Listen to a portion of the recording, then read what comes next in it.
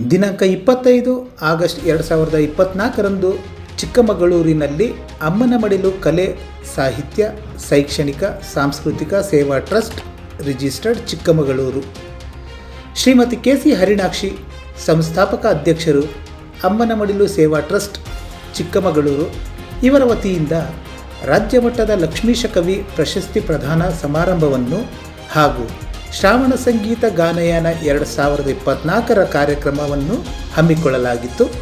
ಈ ಕಾರ್ಯಕ್ರಮದ ಅಂಗವಾಗಿ ವಿವಿಧ ಕ್ಷೇತ್ರದ ಸಾಧಕರಿಗೆ ರಾಜ್ಯ ಮಟ್ಟದ ಲಕ್ಷ್ಮೀಶ ಕವಿ ಪ್ರಶಸ್ತಿ ನೀಡಲಾಯಿತು.